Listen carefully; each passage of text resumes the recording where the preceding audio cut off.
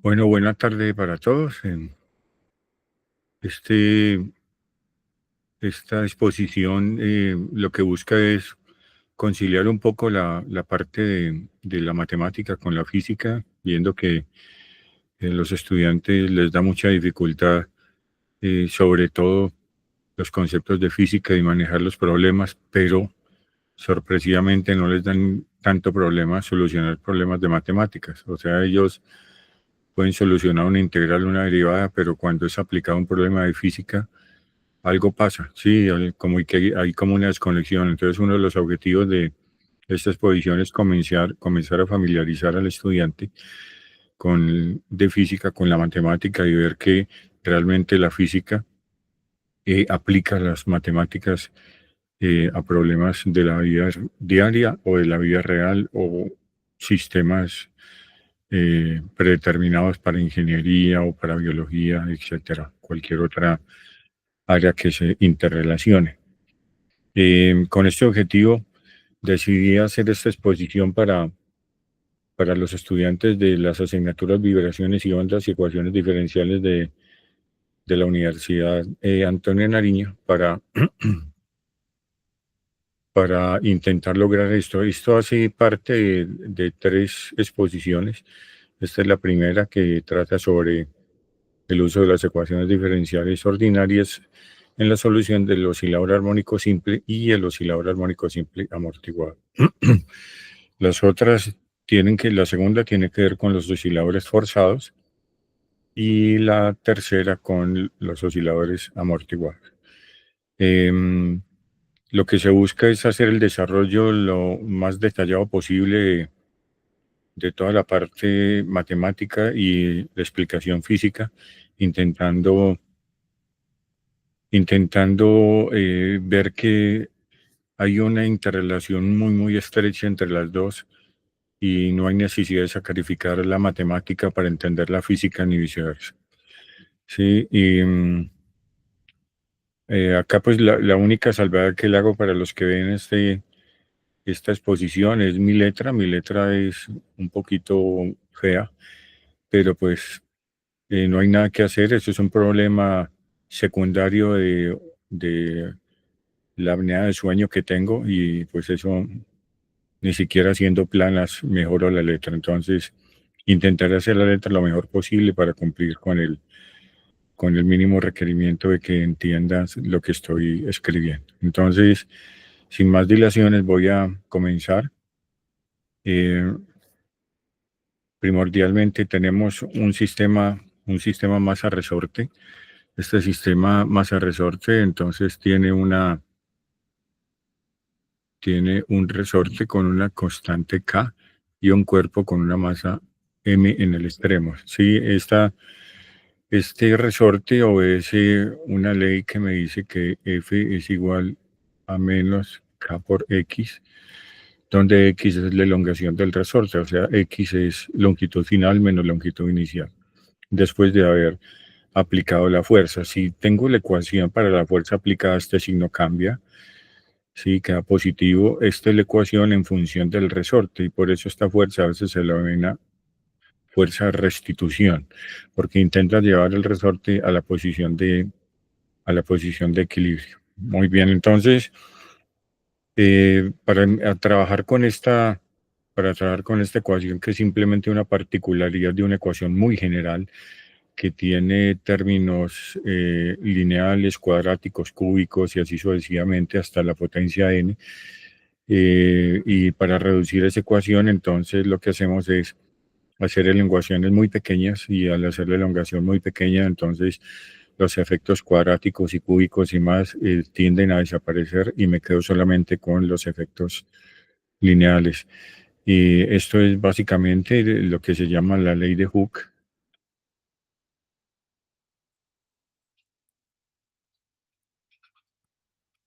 Esta ley de Hooke es la que se usa para poder mirar las características físico-matemáticas del sistema masa-resorte en su versión lineal, ¿no? Utilizamos la segunda ley de Newton. Recuerden, la segunda ley de Newton me dice que fuerza es igual a la derivada temporal de la cantidad de movimiento. Esta cantidad de movimiento es la cantidad de movimiento lineal. Recuerden que la cantidad de movimiento está directamente relacionada con el concepto de inercia, donde es el producto entre la masa y la velocidad. Cuando yo sé que hay una fuerza aplicada sobre un sistema o que un sistema no está en equilibrio, cuando verifico los valores del momento lineal de un sistema en diferentes tiempos y me doy cuenta que no son iguales. Eso quiere decir que hay una variación temporal del momento lineal o de la cantidad de movimiento lineal, y esto solo significa que hay una fuerza aplicada sobre él, por lo tanto el sistema no está en equilibrio. En el caso en que la masa sea constante, que eso pues es solamente para espacios de tiempo relativamente pequeños, o sea, primordialmente en lo que duran algunos experimentos en general y los problemas de física que se tratan es en variaciones de tiempo tan pequeñas que los efectos de la variación de la masa respecto al tiempo eh, pueden convertirse en cero, y eso hace que si consideremos, entre comillas, que la masa es constante y por tanto tenemos que la fuerza es igual a masa por aceleración, ¿sí? Entonces tenemos esta, tenemos esta ecuación, fuerza igual a masa por aceleración, y vamos a utilizar la siguiente notación, una notación abreviada, donde me dice que la derivada de x respecto al tiempo es la velocidad, la vamos a denotar como x con un punto, ¿sí? Y por tanto x con dos puntos va a ser la aceleración, o sea, la segunda derivada de x respecto al tiempo, ¿sí?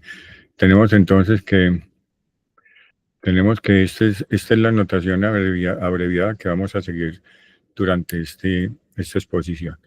De forma tal que si tenemos que el sistema tiene este cuerpo en el extremo y este cuerpo tiene una masa constante, entonces podemos aplicar la forma eh, una de las formas de la ley de Newton, que no es la ley de Newton, o sea, la segunda ley de Newton no es fuerza igual a masa por aceleración. Eso hay que ser muy claro.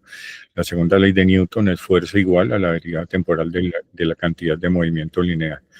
No tiene que ver para nada con esto. Entonces, sí y solo sí, la masa es constante, entonces tenemos que fuerza igual a masa por aceleración. De forma tal que reemplazamos la fuerza y tenemos entonces masa por aceleración es igual a menos K por X. Sí, tenemos esta característica del sistema, ¿sí? Y entonces vamos a tener una ecuación diferencial, ¿sí? De segundo grado, de segundo orden, y entonces tengo ecuación diferencial de segundo orden, y lo que vamos a hacer es lo que se llama en ecuaciones diferenciales construir la ecuación reducida. La ecuación reducida es básicamente convertir el coeficiente de la máxima derivada en 1. Para eso dividimos toda la ecuación entre la masa, y al dividir toda la ecuación entre la masa e igualar a 0, entonces tenemos aceleración más K sobre M. Mil disculpas, por X es igual a 0. Sí, entonces a ver, yo intento, como mencionaba al comienzo, mi letra es muy fea y en estas tabletas pues es peor. Entonces miremos un momento qué es K sobre M. K sobre M tiene una dimensión, vamos a utilizar el sistema internacional.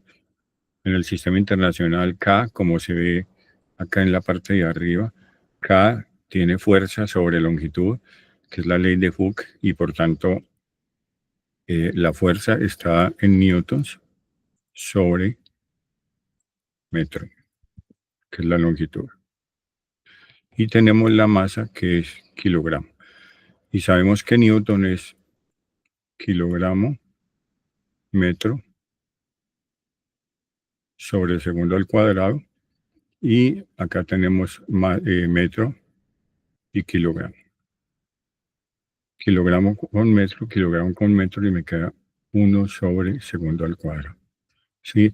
Y entonces esa es la dimensión de K sobre M, 1 sobre segundo al cuadrado. Ya sabemos que 1 sobre segundo es frecuencia. Sí, en los textos en general esto lo llaman omega cuadrado. K sobre M. Acá hay un problema con esta notación, porque omega es la frecuencia angular. La frecuencia angular entonces está en radianes sobre segundo. Acá tenemos que esta ecuación me da 1 sobre segundo, o sea, me da una frecuencia lineal. O sea que en primera instancia esto debería ser frecuencia lineal al cuadrado. Sin embargo, en los textos lo escriben como omega cuadrado. Y tengo esta relación arriba que no aparece en las unidades de la ecuación diferencial de radianes al cuadrado, simplemente se pone a mano. Ahora, ahí viene un problema, es que las leyes de Newton tienen sus dos versiones, y la ley de Newton en movimiento rectilíneo, donde tengo que la fuerza es igual a la deriva temporal del momento lineal, y en su versión curvilínea, ¿sí? Entonces, tenemos que también la ley de Newton tiene su versión curvilínea, que me dice que torque es igual a la derivada temporal del momento angular. Sí, entonces esa es la versión angular o la versión curvilínea de la segunda ley de Newton. Sí, entonces, por ejemplo, si tuviéramos, a ver, si tuviéramos acá, yo voy a utilizar otro color. Si tuviéramos acá esta línea, a ver, vamos a...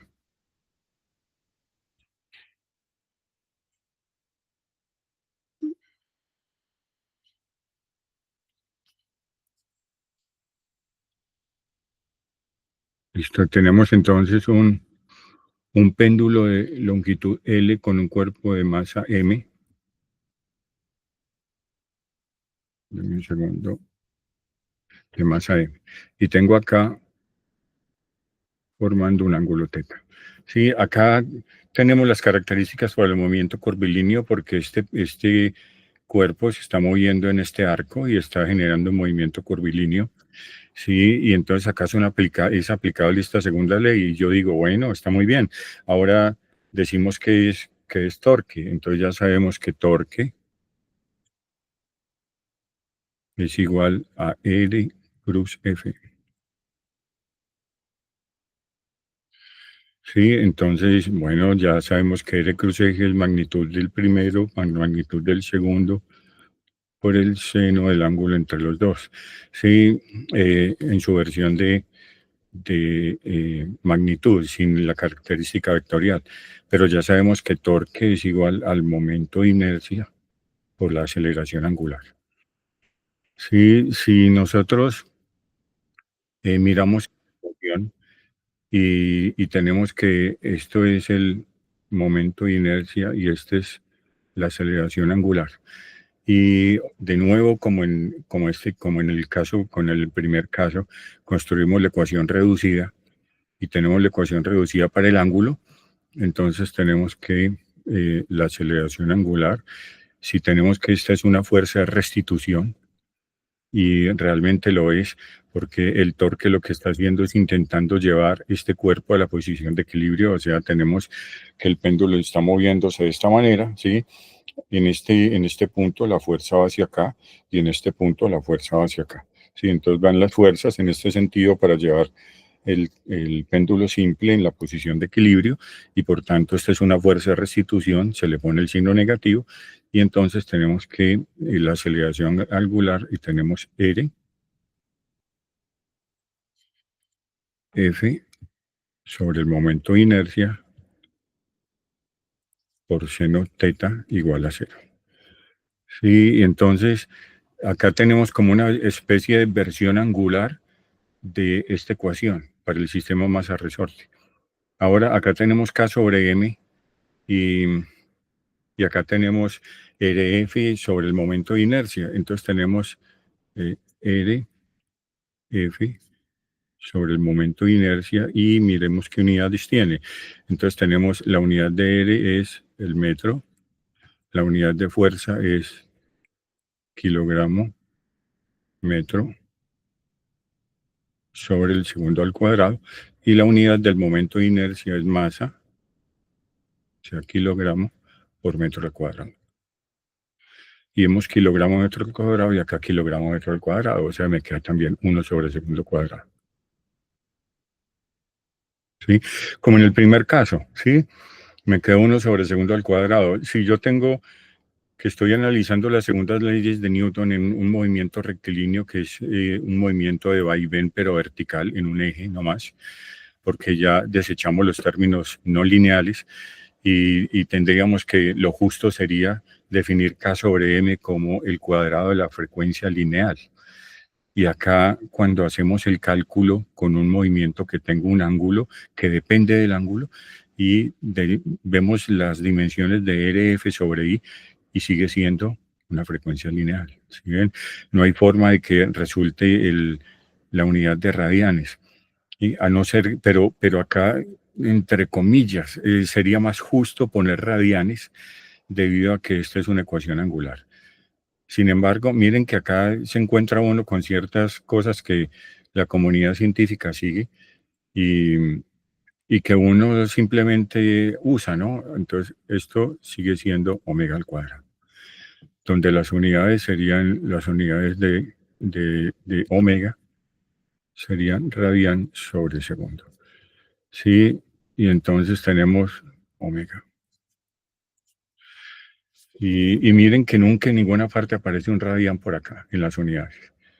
Sí, desafortunadamente aquí es donde entramos a ver cuál es el papel del estudiante en la clase y cada vez que uno hace esto, ningún estudiante está lo suficientemente atento para decir ¿y qué pasó? Porque acá me da 1 sobre el segundo cuadrado y en el libro aparece que esto es omega y omega radianes sobre el segundo, todo al cuadrado. ¿Y de dónde salieron los radianes? Sí, eh, miren que acá tengo un movimiento rectilíneo y tengo la segunda ley de Newton por el movimiento rectilíneo. Acá tengo un movimiento circular, un movimiento que escribo en la curva, y tengo la segunda ley de Newton para el movimiento curvilíneo. Sin embargo, ni aún así aparece que RF sobre el momento de inercia es igual a, tiene unidades de omega al cuadrado, sino que tiene unidades de frecuencia lineal. Esto es bien interesante para mirar desde el punto de vista de unidades. Entonces, sigamos con la ecuación del sistema masa-resorte.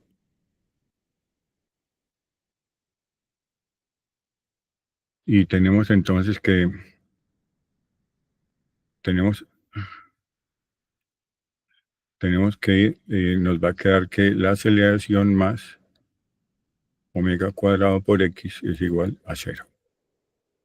Sí, y bueno, hasta acá llegamos, digamos, con la parte física. Hicimos un análisis del sistema físico, más o menos de la dinámica, aplicamos la segunda ley de Newton, vimos las unidades, etc. Entonces, ahora sí miramos la solución de la ecuación. Lo primero que hace uno para hacer que el estudiante se interese en la solución de esta ecuación es clasificarla. Yo supongo que los estudiantes que ven esto no han visto ecuaciones diferenciales, entonces voy a intentar hacerlo desde cero. La clasificación tiene que ver primero con la derivada de una ecuación diferencial ordinaria de segundo orden. Sí, miro los coeficientes. El coeficiente, este es 1, este coeficiente es omega cuadrado, que es constante, por lo tanto tiene coeficientes constantes.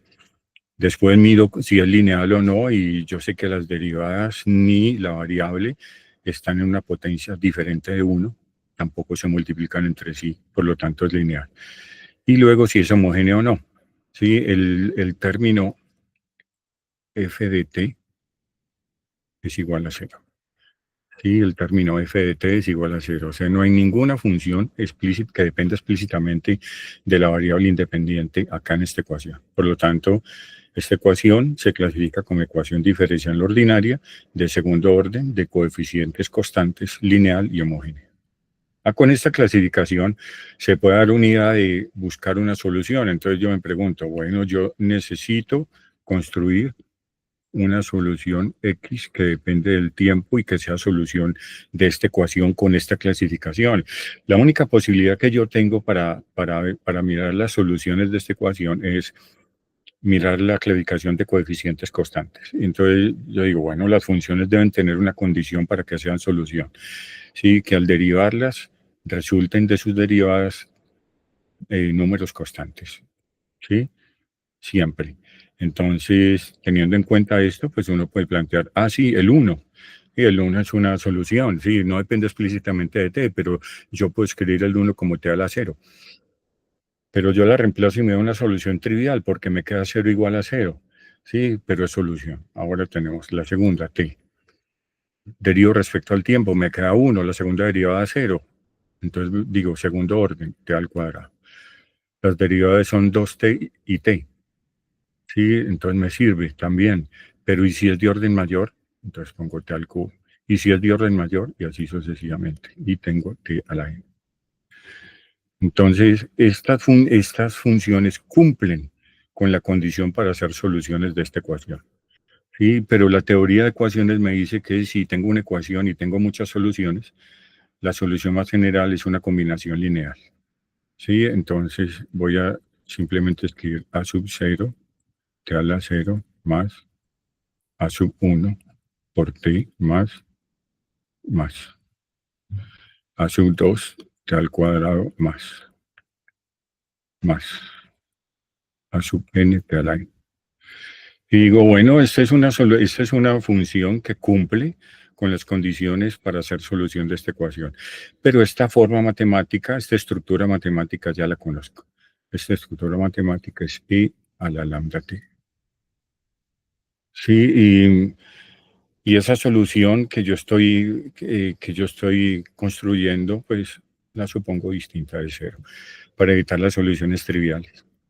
De forma tal que al reemplazar esta solución para hallar los valores de lambda en la ecuación, la derivada de esta exponencial es muy sencilla porque es la misma exponencial y bajan las derivadas de lambda t respecto al tiempo, que son lambda. Entonces, la derivada 1000, lambda a la 1000 por e a la lambda t. La derivada 50, lambda a la 50 por e a la lambda t. Entonces, derivar esto es muy sencillo, de forma tal que calculo la segunda derivada y me queda lambda al cuadrado e a la lambda t más omega cuadrado e a la lambda t igual a 0.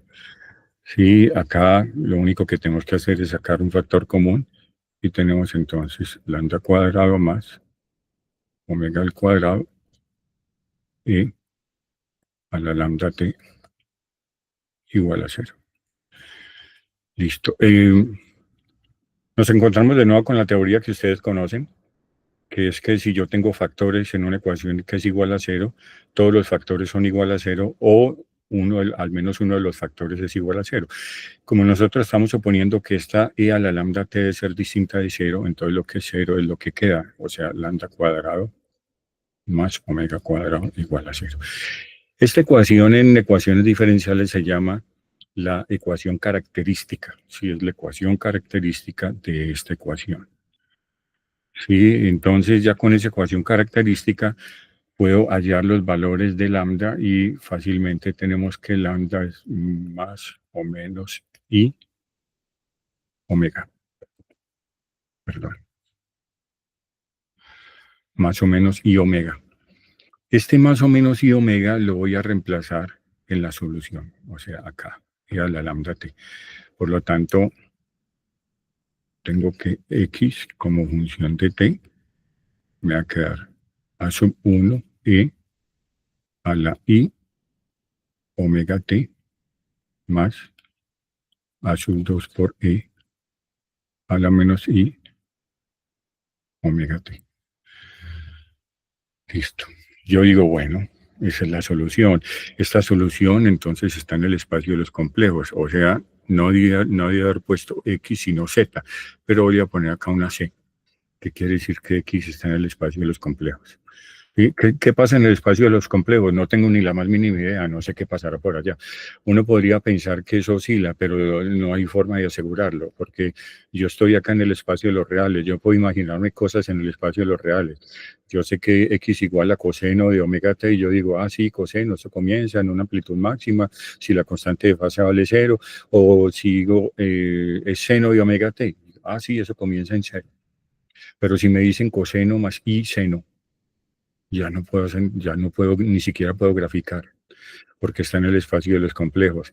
Por lo tanto, esta es solución de la ecuación anterior, pero yo no sé si oscila o no, no tengo ni idea.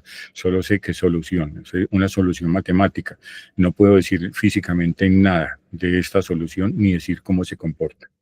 Sí, eso es muy importante porque yo he visto muchos textos que dicen que llegan acá a esta solución y dicen, ah, sí, ven, esa es la solución del oscilador armónico simple, es una oscilación. No, no se puede, no, no hay forma de saber que es una oscilación, porque estamos en el espacio de los complejos.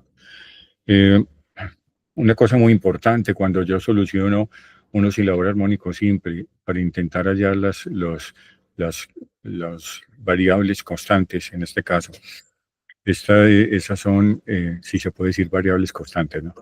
Esto necesita condiciones iniciales. Entonces, miremos qué pasa X complejo en t igual 0.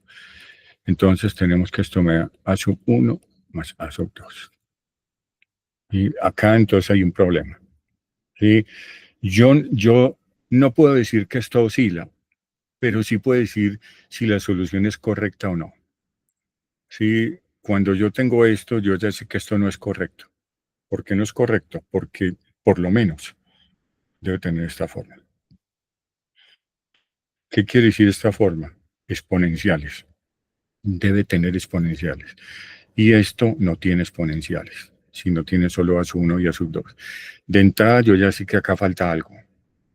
Falta algo. Esta solución acá yo la veo y digo, sí, esta solución es correcta, pero cuando yo pongo la condición de t igual 0, ya es incorrecta, porque acá no hay exponenciales, yo necesito que queden exponenciales. Afortunadamente, a sub 1 y a sub 2 pertenecen al espacio de los complejos. Entonces yo puedo decir que a sub 1 es a' e a la i alfa. Y ponemos a sub 2, lo podemos llamar como b' e a la menos i alfa. Pueden ser estas dos variables o estas dos constantes iguales. Sí, obviamente, sí. O sea, me pueden haber dicho, oiga, ¿cómo así? Usted pone a prima de a la i alfa y ¿por qué no pone b prima de a la menos i beta? Sí, también puede ser, pero no hay necesidad. ¿Por qué? Porque eso no influye para nada en la cinemática ni en la dinámica de la ecuación. ¿Sí? ¿Y por qué no influye nada? Porque sus derivadas son cero. Entonces, si yo derivo y es cero, entonces no tiene ningún efecto ni sobre la velocidad ni sobre la aceleración. Por lo tanto, no importa si es alfa o beta o gamma, las dos son distintas. ¿Qué hago? ¿Qué hago? Pues hago que sean iguales. ¿Por qué? Para homogenizar y poder sacar factor común, no más. ¿Sí? Para que las fases queden iguales en las dos, en los dos términos de la solución. Eso es lo que se hace. Entonces, ¿cómo me va a quedar la solución? Entonces me va a quedar x de t igual a' e a la i omega t más alfa más b' e a la menos i omega t más alfa.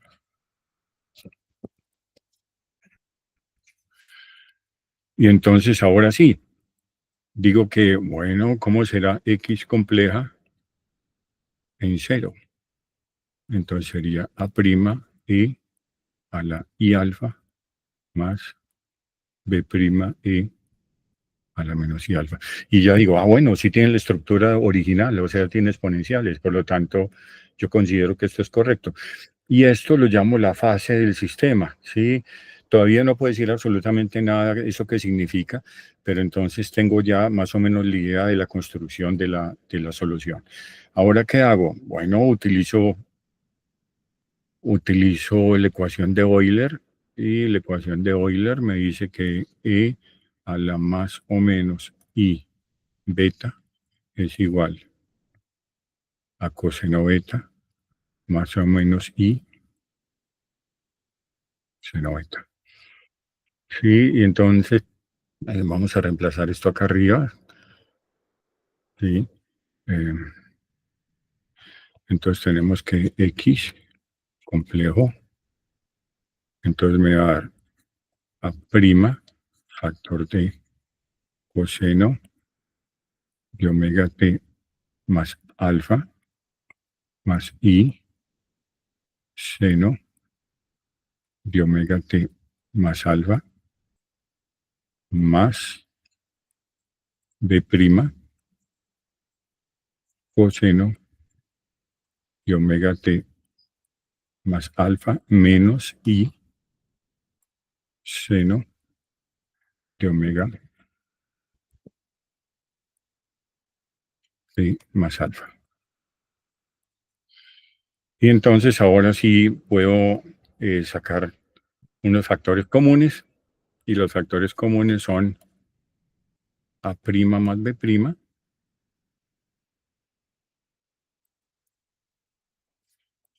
coseno de omega t más alfa. A ver.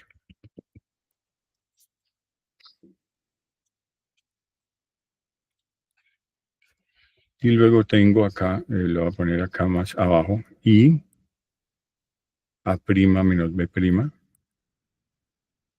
seno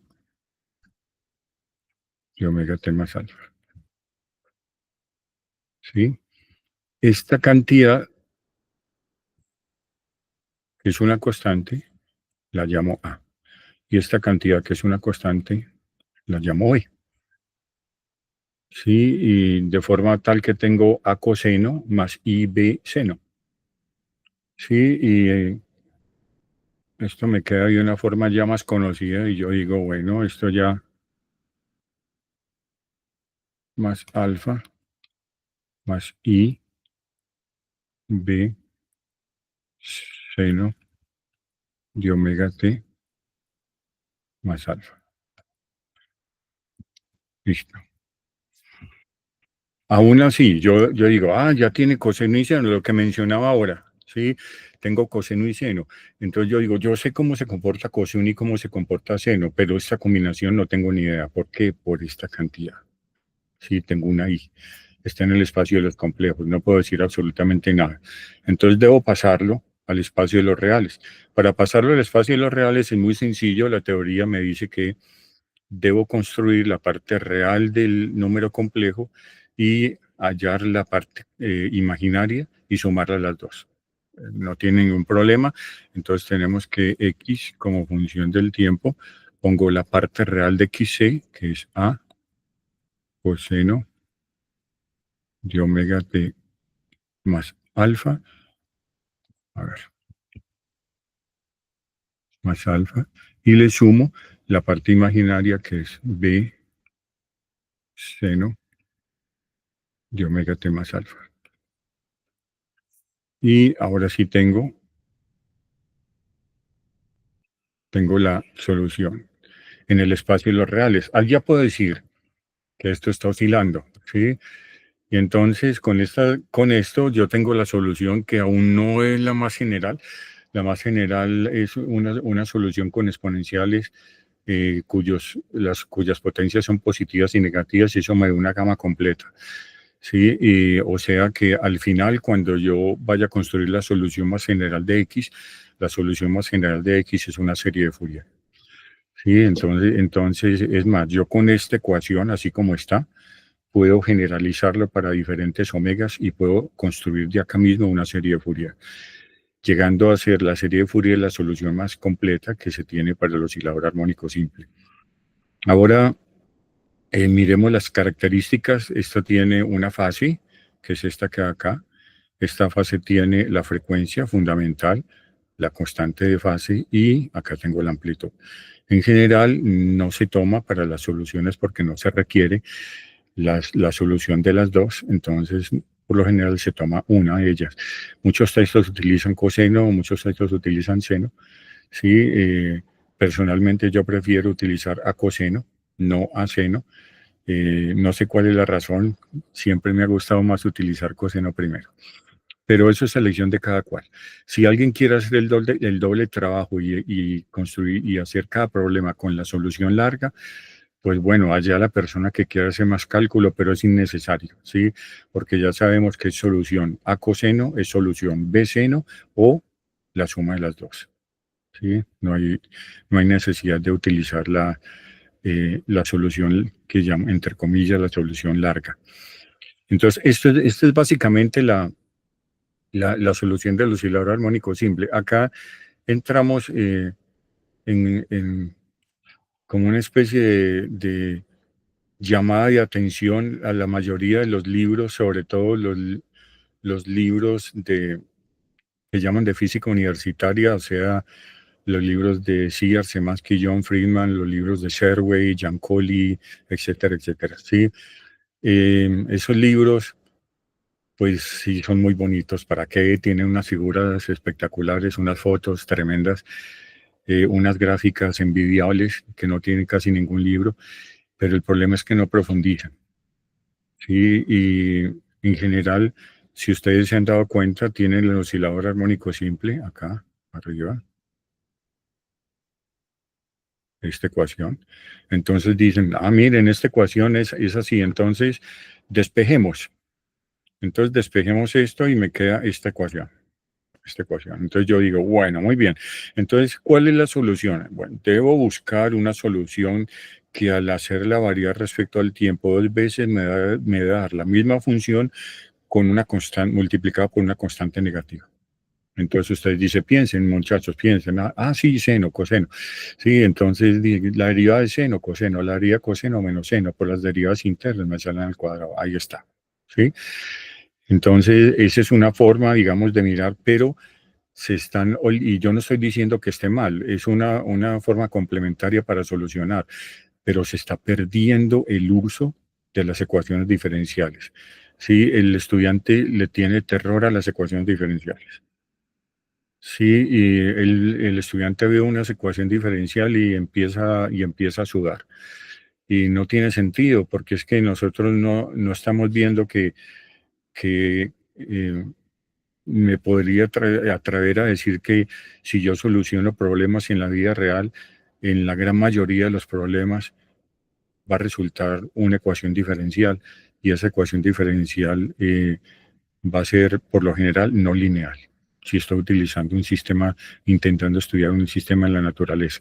Y de entrada, tanto los textos como los docentes no estamos dándole la importancia que tienen las ecuaciones diferenciales en la solución del movimiento oscilatorio y el del ondulatorio peor, ¿sí? Entonces, este era el objetivo de la charla, ¿no? Eh, yo pienso que hay un momento de la evolución de la física en las mentes de los estudiantes y mm, yo creo que para que evolucionemos como un poco en la profundidad que se intenta hacer de las asignaturas de física, yo creo que debemos dejar más los textos de esas físicas universitarias como para hacer la clase y sacar las gráficas que son muy bonitas y utilizar otros textos con un nivel de profundidad un poco mejor.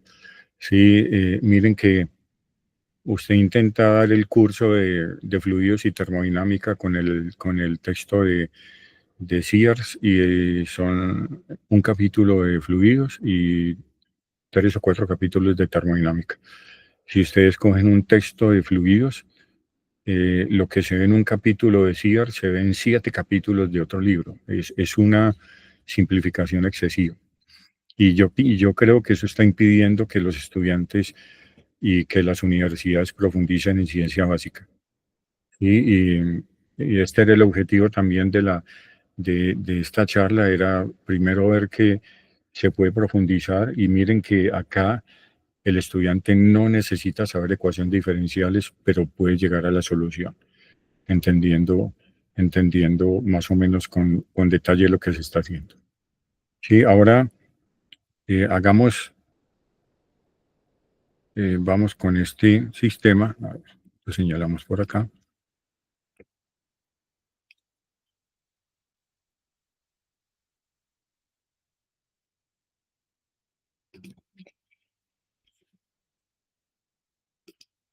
Bueno, muy bien. Entonces, tenemos el mismo sistema masa-resorte, pero ahora vamos a sumergir el sistema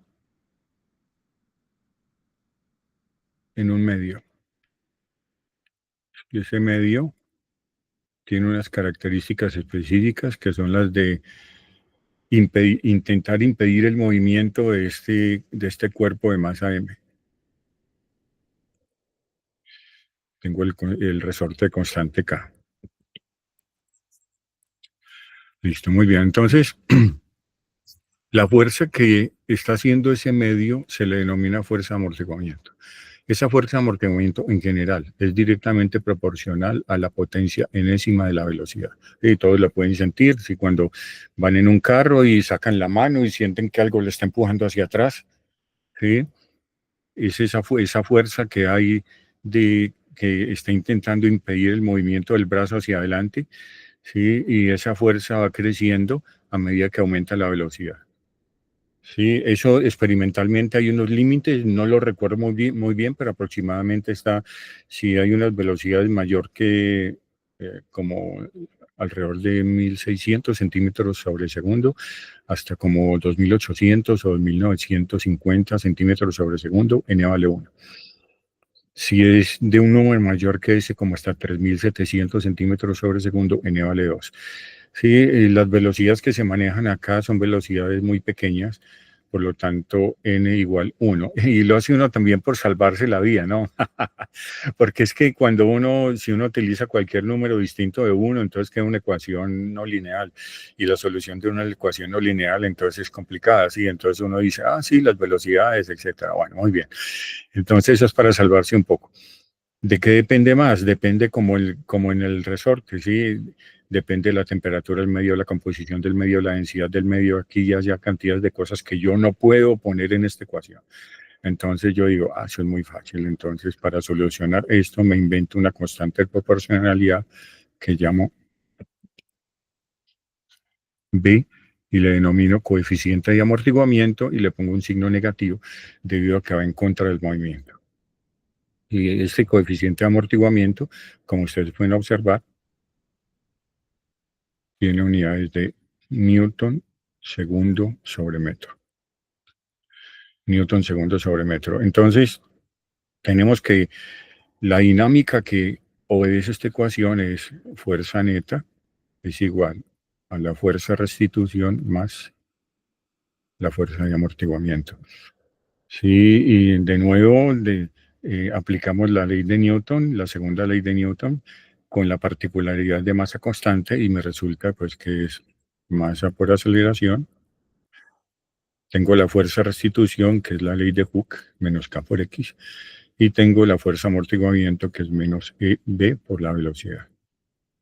Sí, y de nuevo tenemos esta ecuación, construimos la ecuación reducida, o sea que vimos todo entre la masa, y igualamos a 0 y tenemos esto más B sobre M por la velocidad más K sobre M por la posición igual a 0.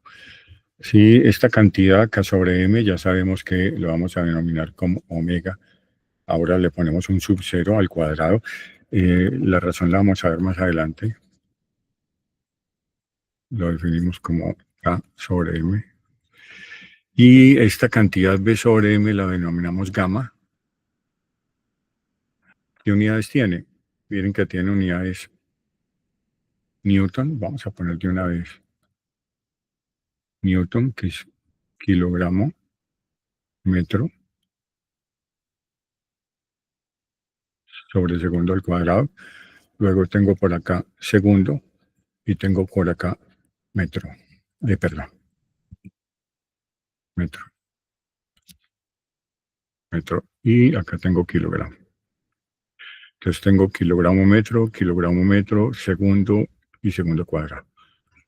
Por lo tanto, esto es una frecuencia, me queda 1 sobre segundo. Esto es una frecuencia, esto es lo que se llama frecuencia de amortiguamiento, gamma. Esta es la frecuencia fundamental. Y entonces la ecuación me queda que la segunda derivada más gamma por la velocidad más omega sub 0 al cuadrado igual a 0.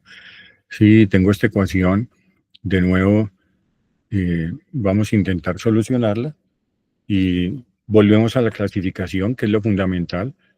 ¿Sí? Intentamos hacer la clasificación para ver cómo podemos solucionarla y tenemos que es una ecuación diferencial de segundo orden, ordinaria, de coeficientes constantes, porque gamma es constante, lineal y homogénea.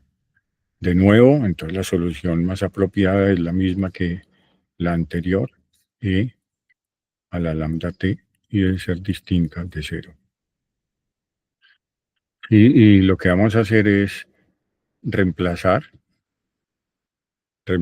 acá, entonces nos va a quedar segunda derivada, o sea, me queda lambda cuadrado, voy a lambda cuadrado por e a la lambda t más gamma lambda por e a la lambda t más omega sub 0 al cuadrado e a la lambda t igual a 0. ¿Sí?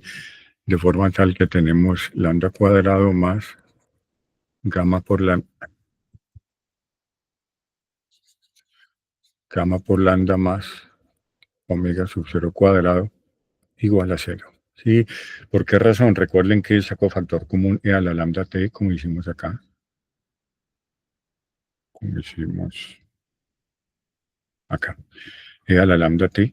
Como e a la lambda t es distinto de 0, y esta ecuación debe ser 0, entonces lo que es 0 es esta, que es la que tenemos acá abajo, y esa ecuación, entonces, es la ecuación característica de esta. ¿Sí? Y como vemos, es una ecuación cuadrática, y esa ecuación cuadrática, la solución es menos b sobre 2a, a vale 1, más o menos la raíz cuadrada de b sobre 2a al cuadrado menos c sobre a. Entonces tenemos esta ecuación. Y esta ecuación me lleva al siguiente análisis. Voy a bajar un poquito esta ecuación acá. La voy a poner acá para seguir en esta página. Y tenemos entonces que esta raíz, que es gamma medios al cuadrado menos omega cuadrado, tiene entonces tres unidades. Tenemos si gamma medios al cuadrado es mayor que omega sub 0 al cuadrado, y gamma medios al cuadrado es igual que omega sub 0 al cuadrado, y si gamma medios al cuadrado es menor que omega sub 0 al cuadrado. ¿Sí? Entonces, si gamma medios es mayor, entonces esto es positivo, entonces ¿cómo lo llamamos? Llamemos esto el radical, o la raíz. Entonces, la raíz pertenece a los reales. A los, a los reales. Si gamma medios es igual, entonces pues la raíz es igual a 0. Sí, ahí no hay de otra. Y la otra, si gamma medios es menor al cuadrado, es menor que omega sub 0 al cuadrado, entonces la raíz pertenece a los complejos. ¿Sí? Esto me genera tres tipos de osciladores. Este caso, que vamos a llamar A, es el oscilador armónico simple sobre amortiguado.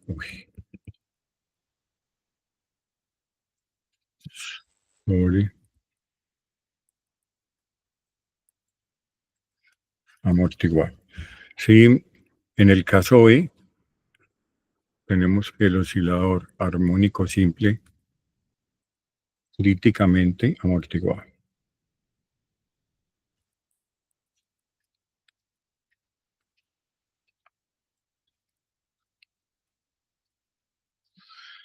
Y en la tercera, el oscilador armónico simple subamortiguado.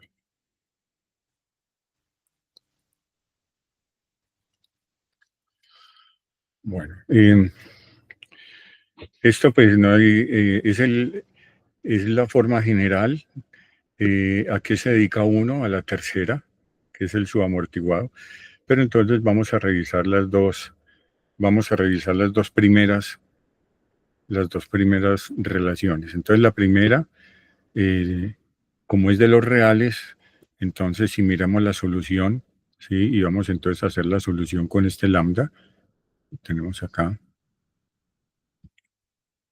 ¿sí? La solución general sería a sub 1 e a la menos un medio de gamma t por e a la raíz cuadrada de gamma medios al cuadrado menos omega sub 0, al cuadrado raíz por t. ¿Sí? Intentemos mejorar un poquito esta. El cuadrado. ¿Listo? Más b sub 1, perdón, pongamos a sub 2, mejor, e a la menos un medio de gamma t por e a la menos, y tenemos gamma medios al cuadrado menos omega sub 0 cuadrado por t. Listo. Entonces, vemos que los radicales son reales. Entonces, si los radicales son reales, las exponenciales son reales. ¿Sí? Entonces, cuando yo tengo que los radicales son reales y las exponenciales son reales también, entonces yo llego a unas funciones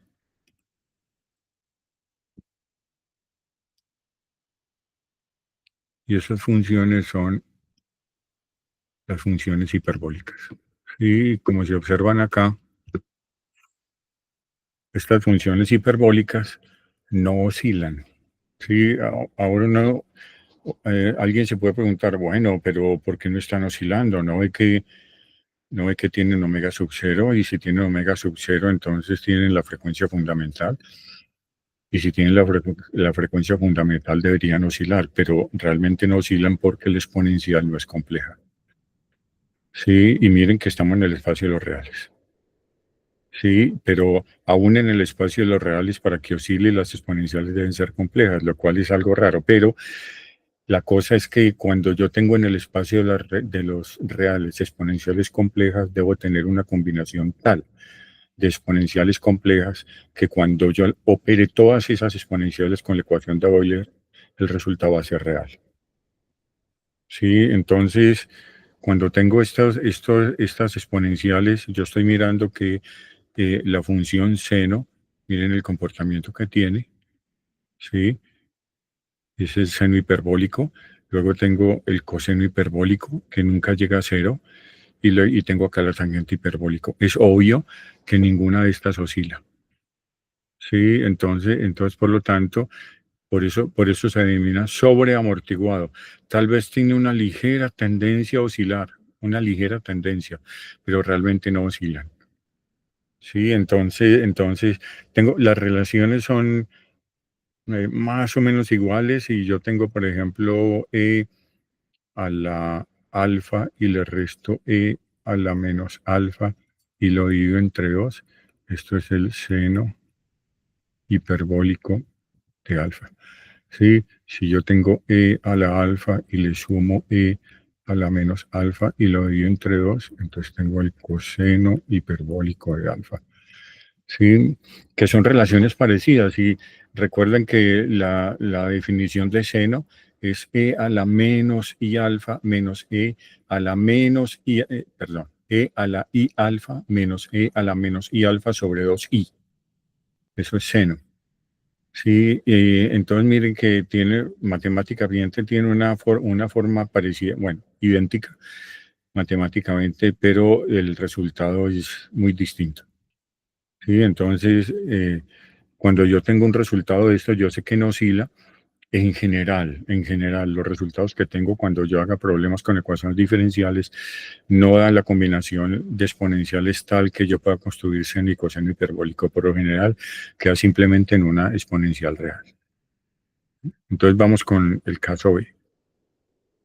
El caso B acá es un poco más complejo, es el caso que menos le gusta. Ya el estudiante viene como un poquito mareado con la clase anterior, ¿sí? Y cuando llega a esta y llega hasta este punto, ya está casi que saturado y es básicamente la resistencia que tiene el estudiante a utilizar la matemática. Sí, ¿por qué? Porque en general, con lo que yo he visto en mi experiencia como docente, es que el estudiante quiere la matemática como algo instantáneo. Sí, derive tanto, integre tanto, medio tanto. Ahora, si usted tiene un integral y el método que para integrar es, por ejemplo, sustitución trigonométrica o fracciones parciales o integrales impropias, ¿sí? Que tiene que hacer un proceso, ahí ya él saca la mano, ¿sí? Porque él quiere todo instantáneo, ¿sí? La derivada de 3x al cuadrado respecto a x, 12x a la 1, ¿sí? Y entonces él quiere hacer los cálculos rápido. Cuando llega a una matemática que tiene que trabajar un poco, ahí ya pierde el interés. Sí, pero eso viene de muy atrás. Sí, todos le echan la culpa a los profesores universitarios, y los profesores universitarios le echan la culpa a los de bachillerato y los de bachillerato a los de primaria, entonces nadie tiene responsabilidad. Pero en algún momento tenemos que asumir la responsabilidad de corregir eso, aunque sea tarde. Entonces tenemos que en el punto B el radical vale cero, entonces me queda x de t es igual a sub 1e a la menos 1/2 de gamma t.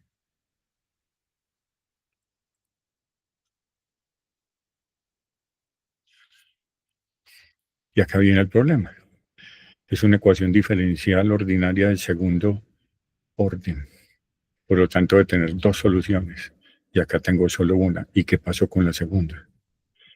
Sí, o sea, debe haber alguna forma de organizar la segunda solución.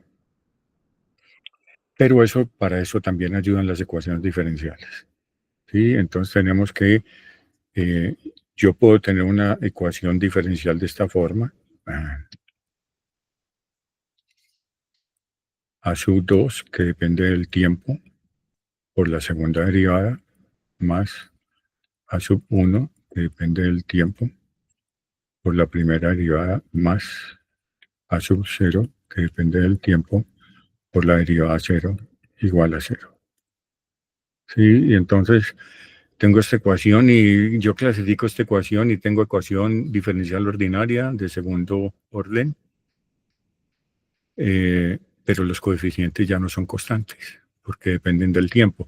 Es lineal y es homogénea, pero los coeficientes ya no son constantes. Entonces, la pregunta es, ¿qué tiene que ver esa solución, esa ecuación, con la solución de un problema que tiene coeficientes constantes? ¿Sí? Es una buena pregunta. Entonces la respuesta es muy sencilla.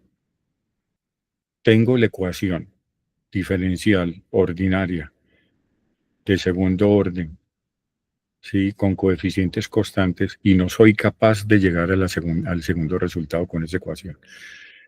¿Cuál es la ecuación más parecida que sigue? La misma clasificación, casi, solo que los coeficientes no son constantes. Sí, no hay más posibilidades. ¿Sí? Yo no me puedo decir, bueno, voy a solucionar este problema con la ecuación no homogénea, no porque estoy incluyendo un término adicional que depende del tiempo. ¿sí? O voy a solucionar este problema con la ecuación no lineal, tampoco, ¿sí? Eso sería un problema adicional que me estoy poniendo y muy seguramente voy a llegar a un resultado, o más bien, no voy a llegar a la solución. Entonces, la única que me queda es solucionar esta. Ahora, ¿cuál es la solución? La solución es que cuando yo derive, no deben bajar términos constantes, sino dependientes del tiempo, pero eso no va a pasar con las exponenciales. Por lo tanto, yo no puedo tener una solución con exponenciales, entonces debo tener una solución de esta forma. X función de t es igual a u función de t por x sub 1 función de t. Sí, entonces voy a tener que x va a ser u por x sub 1. ¿Sí? Así cuando yo derivo, entonces siempre van a resultar multiplicados términos que dependen de la variable independiente, o sea, términos no constantes. ¿Sí? Entonces, con esta ecuación, lo que hago es reemplazarlas acá, ¿sí? Entonces voy a tener la primera, no voy a poner argumentos para no alargar las cosas, a sub 0 por x, entonces es a sub 0 por u, x sub 1, ¿sí? Luego tengo a sub 1 por la velocidad, entonces es a sub 1, factor de la derivada del primero por el segundo, más el primero por la derivada del segundo. ¿Sí? Y ahora tengo a sub 2 por esto, entonces tengo que esto es a sub 2, la derivada del primero por el segundo, más el primero por la derivada del segundo, más el primero, la derivada del primero por el segundo, más el primero por la derivada del segundo. Ahora tengo este coeficiente acá, sub 2. Entonces, ¿qué hago? Intento eliminarlo. ¿Cómo lo elimino? Divido toda la ecuación por a sub 2. ¿Para qué? Para construir la ecuación reducida. Sí, entonces para construir la ecuación reducida lo que voy a hacer es, voy a subir un poquito acá. Yo creo que todas estas.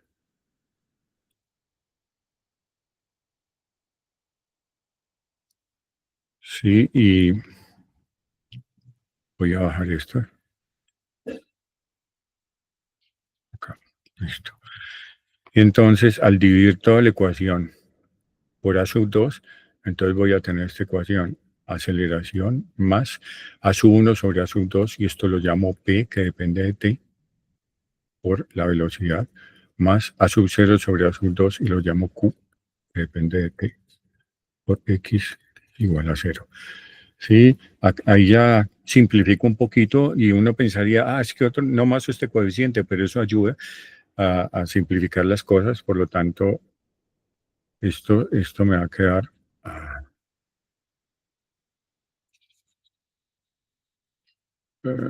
tenemos esto, listo. Entonces ahora tenemos que x va multiplicado por q,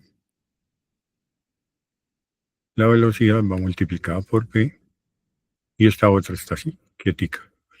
Sí, entonces lo que voy a hacer, voy a sumar las tres, que es esta suma que está acá. Voy a sumar las tres. Y una vez voy a intentar sacar factor común, ¿sí? Entonces, a ver cómo me queda esta cosa. Sí, entonces lo que intento hacer es factores comunes que tengan u. Entonces, acá hay una u, acá hay una u, y acá hay otra u. No hay más u's por ahí. Entonces, tengo el primer factor común, entonces la sumo y me queda eh, en orden. Entonces, tengo segunda derivada temporal de x sub 1 más, tengo esta, p por la derivada temporal de x sub 1 más q por x sub 1 y todo esto factor de u. Listo. Ahora, ¿qué me queda? Escribo lo que me queda. Entonces, a ver, me queda p derivada de u por x sub 1. Luego me queda esta con esta, que estas dos son la misma, entonces tengo dos veces. Y por último me queda esta. Lo escribo acá debajo. pero yo ya sé que esto vale cero, ¿sí? Porque es esta misma ecuación, vale cero. Lo único que cambia fue x por x1. Sí, los estudiantes les da duro eso, o sea, es lo que yo les digo. A un estudiante le ponen una ecuación con x y la resuelve, le ponen la misma ecuación con z y ya no es capaz de resolverla. Sí, ellos les da muy duro el cambio de variables. Sí, entonces hay que hacerles énfasis de que esta x es como es lo que llaman una variable dummy, una variable tonta. Sí, yo puedo tener x, y, z, x1, x2 o y3 o cualquiera, pero si conserva la misma estructura matemática va a ser igual a cero. Entonces, igual a cero, y me quedan solo estos tres términos. Ah, bueno, se me olvidó algo muy importante. Igual a cero. Entonces tengo que esto me queda p derivada de u por x sub 1. Sí, más bien, saco factor común x sub 1 más x sub 1 más 2 veces u derivada de u derivada de x1 igual a cero. ¿Sí? Bueno, acá me encuentro un problema. ¿Cuál es el problema? Y es un problema matemático. Sí, es que yo no tengo la misma clasificación de esta ecuación desde el punto de vista de las ecuaciones diferenciales. Si la clasifico respecto a x sub 1, entonces tengo una ecuación diferencial ordinaria de primer orden. Pero si la clasifico respecto a u, tengo una ecuación diferencial ordinaria de segundo orden. Sí, debido a que eso empieza a crear contradicciones dentro de la solución, entonces yo reduzco el orden. Y para reducir el orden, yo creo una nueva variable que llamo W, y esa variable la llamo o la defino como derivada temporal de U. Reescribo la ecuación y entonces me queda 2W x sub 1 punto, voy a despejar, igual a menos P W más derivada temporal de W multiplicada por x sub 1. Sí, entonces lo que hago ahora es dividir toda la ecuación entre x sub 1W.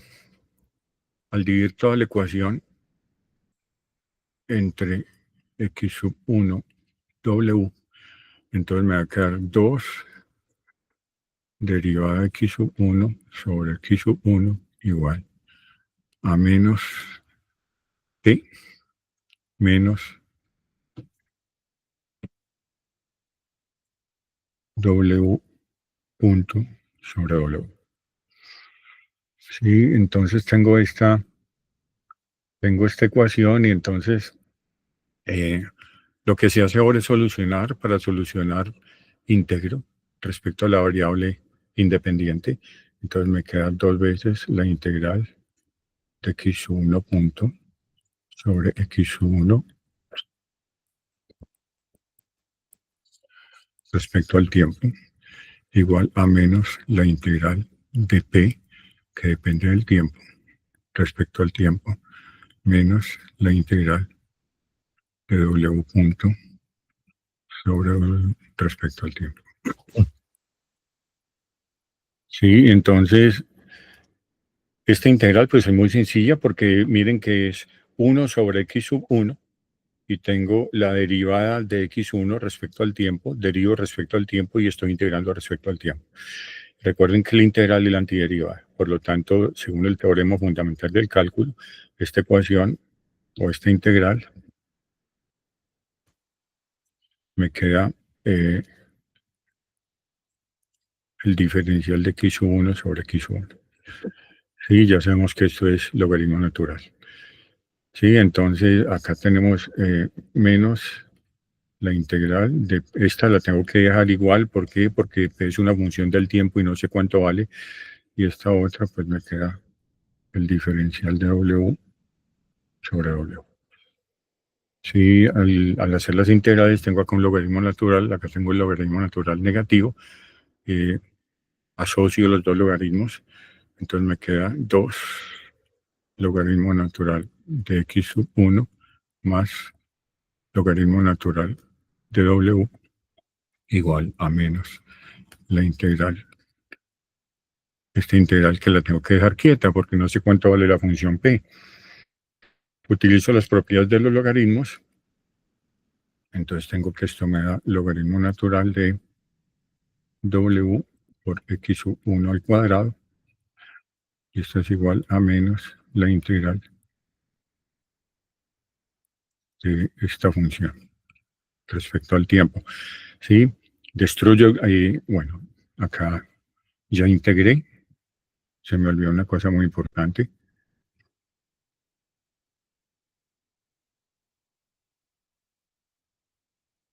Más la constante de integración. ¿Sí? Llamémosla C sub 2.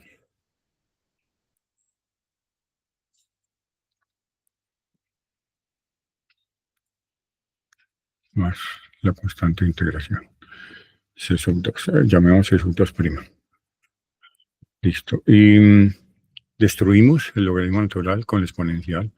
Y tenemos entonces W por X sub 1 al cuadrado es igual a C sub 2 por E a la menos la integral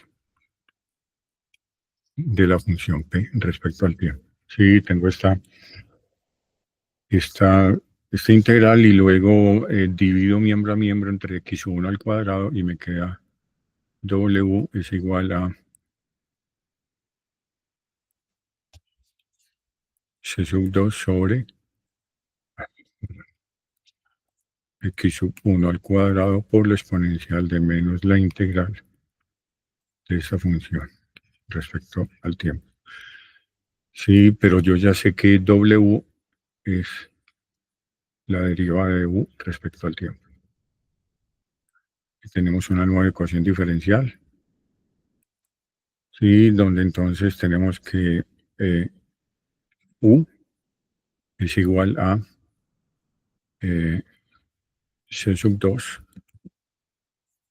por la integral de E a la menos la integral de P. Todo esto sobre x1 al cuadrado respecto al tiempo más C sub 1.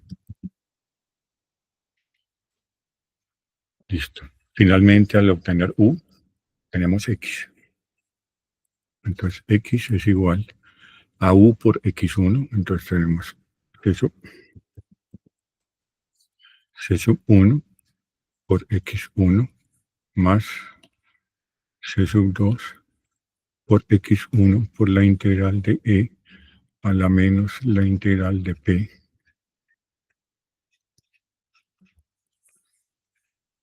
sobre X1 al cuadrado diferencial de tiempo. Sí, los estudiantes están como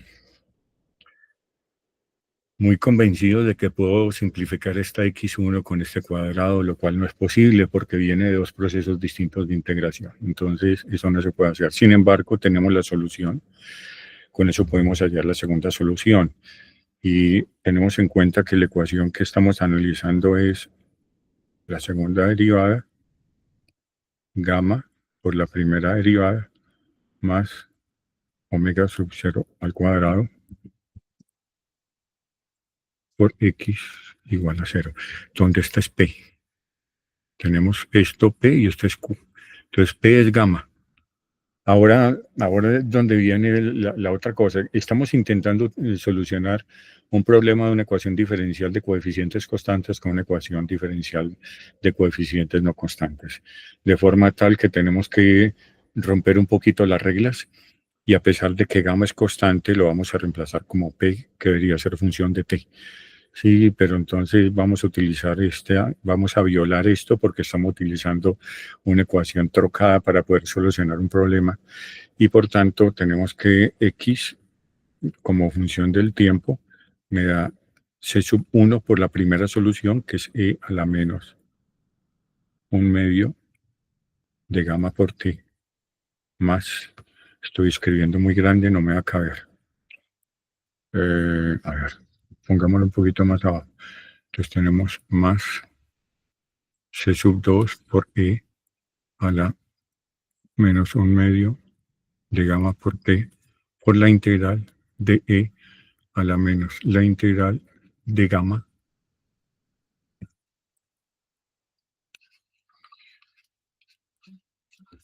y dividido entre x1 al cuadrado sumada E a la menos gamma T, diferencial de tiempo. Entonces veamos que esta gamma es constante, sale, me queda la integral de diferencial de tiempo que es T. O sea que arriba me queda E a la menos gamma T y abajo E a la menos gamma T. Esto vale 1. Sí, y entonces como esto vale 1, tenemos que la solución es E a la menos 1/2 de gamma T más C sub 2 T por E a la menos 1/2 de gamma T. Y con esto hallamos la segunda solución que teníamos perdida. ¿Sí? Sí, esta es la segunda solución. Entonces la primera solución multiplicada por T. Y miren que si yo me pongo a mirar desde el punto de vista físico, esa característica no voy a ser capaz de lograrlo. Sí, necesito la ayuda de las matemáticas para poder solucionar el problema. ¿Sí? Y esa ayuda no me dará las ecuaciones diferenciales. Por eso es tan importante el curso de ecuaciones diferenciales. Es más, yo pienso que cualquier carrera de ingeniería debe tener por lo menos 12 cursos de ecuaciones diferenciales. Y entonces tenemos esta como la segunda solución y ya hemos solucionado el segundo oscilador. Y nos vamos para el que a todo el mundo le gusta. Sí, vamos a comenzar en página nueva. Sí, el que a todo el mundo le gusta. A ver.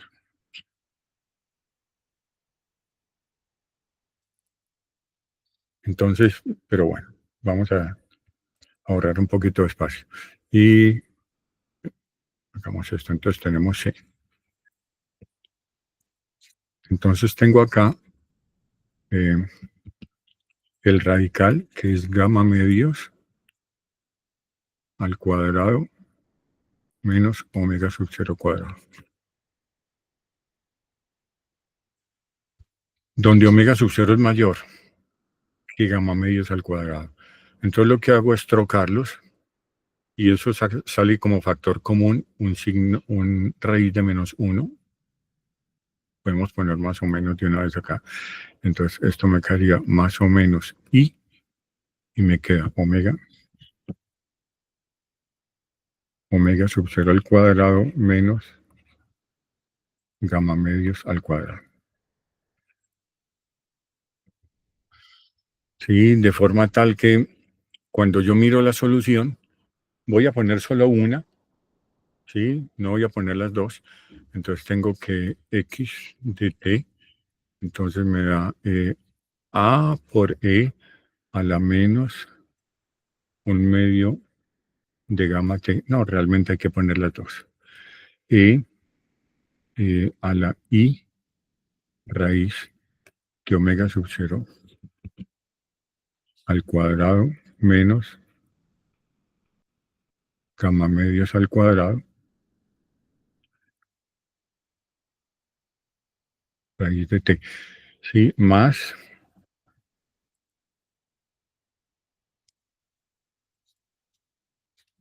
b por e a la menos 1/2 de gamma t por e a la menos i raíz cuadrada de omega sub 0 al cuadrado menos gamma medios al cuadrado raíz por t. Sí, y acá viene la pregunta, ¿y por qué no puso la constante de fase? O sea, no hay necesidad de constante de fase, bueno, la podríamos poner, pero desde el punto de vista práctico yo no necesito la constante de fase. La constante de fase para un sistema no amortiguado requiere de eh, para poderla hallar, la tengo que hallar en t igual 0. ¿Sí? Y esa constante de fase lo que hace es coger el eje de la Y y correrla hacia la derecha o hacia la izquierda. ¿Sí? Eso es lo que hace. Para el movimiento amortiguado no hay necesidad de hacer eso porque la amplitud está disminuyendo. Sí, entonces en el otro movimiento la amplitud es constante. Entonces en general en el movimiento amortiguado no se pone la constante de fase. Sí, aunque se puede poner sin ningún problema. Yo pude haber puesto acá unos paréntesis y poner más alfa y acá más alfa, no hay ningún inconveniente. Sí, volvemos a hacer el mismo tratamiento, pero ya tenemos y, ¿sí? Entonces tenemos coseno más y seno, y acá tenemos coseno menos y seno de esta raíz, ¿sí? Y entonces al tener esto podemos de una vez llegar a una solución un poco más rápida, teniendo en cuenta que ya experimentamos anteriormente el mismo, el mismo cálculo, pero podemos sacar como factor común e a la menos un medio de gamma t, ¿sí? Y entonces, al hacer eso, entonces tenemos A coseno de esto, y acá tenemos B coseno de lo mismo, ¿sí? Recuerden que esto es coseno de este radical por T más I seno de este radical por T. Y acá tengo coseno de este radical por T menos I seno de este radical por T. Por tanto, acá tengo coseno de esto y acá también tengo coseno. Puedo sacar de una vez factor común coseno y me queda entonces A más B. Pongámosle A prima.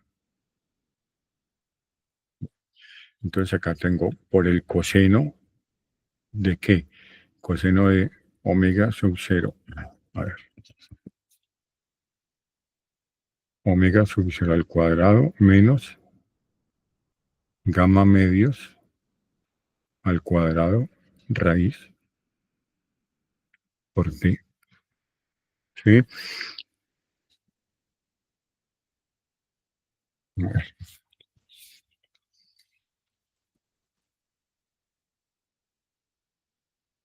listo. Y ahora tenemos, acá salió un i seno de este radical por t y sale un menos i seno de este radical por t. Esta solución es compleja, ¿sí? Aparentemente, sí, es compleja. Entonces tengo que, voy a sacar otro factor común. Entonces sale una i como factor común y me queda a' menos b'.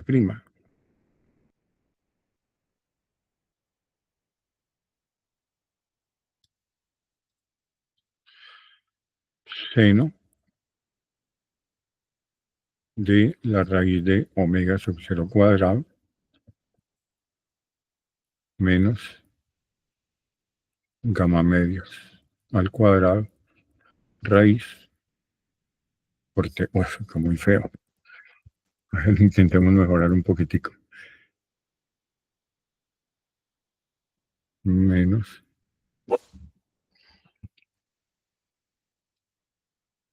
gamma medios al cuadrado raíz por t. Listo. Y acá cierro este corchete. Sí, entonces de nuevo hacemos la simplificación y a esto lo llamo a esto lo llamo B, ¿sí? Igual a como se hizo antes, y construye la forma real de la ecuación. Entonces, la forma real de la ecuación es la suma del número imaginario con el número complejo, de forma tal que vamos a tener E a la menos un medio de gamma por T, y tenemos entonces A coseno de esta raíz, omega sub 0 al cuadrado menos gamma medios al cuadrado por T,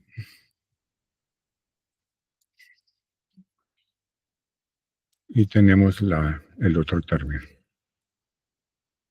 B por el seno de omega sub 0 al cuadrado menos gamma medios al cuadrado por t.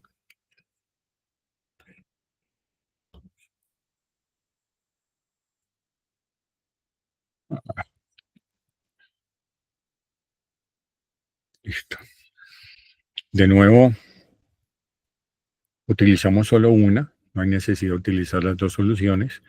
Y entonces tenemos que la solución que vamos a analizar un poco sería A por E a la menos un medio de gamma por T.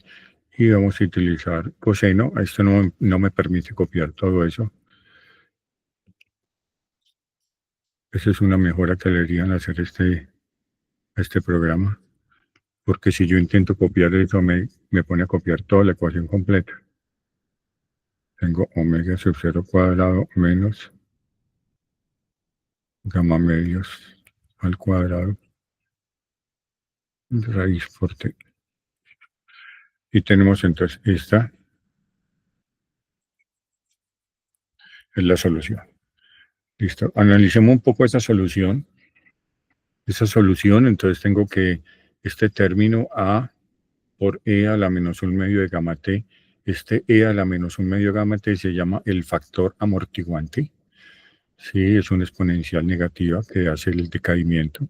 Y A, pues es la amplitud. Por lo tanto, esta amplitud es una amplitud específicamente que depende del tiempo. ¿Sí? Y tengo acá, esto es muy importante, esto es una frecuencia. Recuerden que coseno está en el argumento o en la fase debería tener omega t. Por lo tanto, defino un omega prima al cuadrado, lo defino como omega sub 0 al cuadrado menos gamma medios al cuadrado. ¿Sí? Y por tanto, el sistema amortiguado tiene tres frecuencias. La frecuencia del sistema, que es toda la raíz, la frecuencia fundamental, que es omega sub 0, y la frecuencia de amortiguamiento, que es gamma. Sí, en general, pues la frecuencia angular de amortiguamiento es gamma medios. Sí, recuerden que gamma tiene unidades de segundos, de 1/segundos, perdón, y entonces el 1 medio pues es adimensional, pero entonces se toma la frecuencia angular de amortiguamiento como 1 medio de gamma. Y tengo entonces estas tres valores de frecuencias angulares que tiene el sistema amortiguado. ¿Sí? Entonces, lo que está haciendo este exponencial es hacer el decaimiento. Y entonces, vamos a ver si mi pulso pues no me ayuda mucho, pero eso no es lo que quería hacer.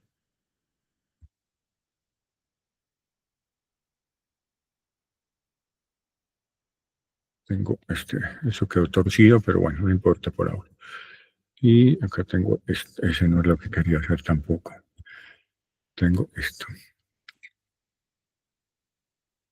Listo. Y vamos a graficar entonces X contra la frecuencia y vamos a arrancar con una amplitud A. Sí, entonces tenemos acá más o menos A menos A. De esta manera, entonces graficamos primero la amplitud por la exponencial y esto pues resulta más o menos así.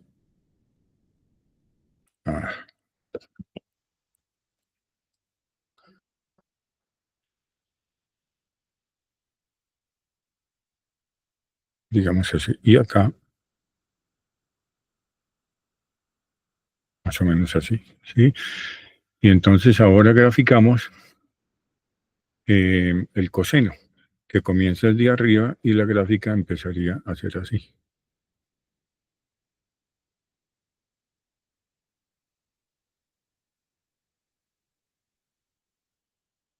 De esta manera, sí, de forma tal que vemos que la amplitud va disminuyendo respecto al tiempo y la energía, si hacemos un análisis de energía, va a ser una energía inicial por E a la menos gamma T. Entonces la energía de este sistema va decayendo, pero la energía no se pierde por la ley de conservación de la energía.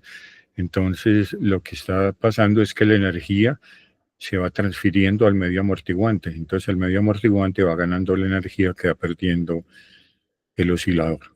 ¿Sí? Bien, bueno, eso era básicamente lo que tenía para hoy. Fue una exposición muy, lo que dicen, muy ladrilluda, sí, con mucho cálculo, pero era necesario porque ese era el objetivo. El objetivo era mostrar la ayuda que dan las ecuaciones diferenciales en la solución del oscilador armónico simple y los problemas relacionados. Como vimos, el problema relacionado con la segunda solución para el movimiento críticamente, para la oscilación críticamente amortiguada. Por lo tanto, es una herramienta invaluable para la solución de osciladores. ¿Sí? El objetivo es hacer un segundo webinar como este, pero con los osciladores forzado y forzado amortiguado, y un tercero con osciladores amortiguados. ¿Sí? Hoy solo asistió como una o dos personas, profesor Rico. Bueno, muy bien. Y entonces, pues el objetivo es que se ponga este video y que sea difundido para que los estudiantes lo miren.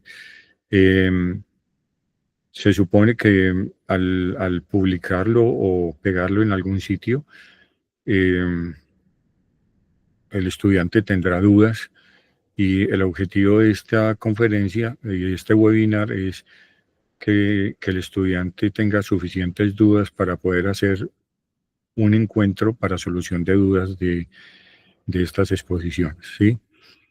Entonces no sé si el profesor Rico tiene alguna inquietud, alguna pregunta o algún comentario, y si no, pues entonces nos veremos en el próximo webinar.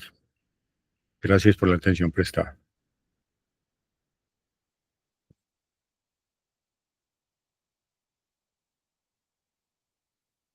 Muy bien.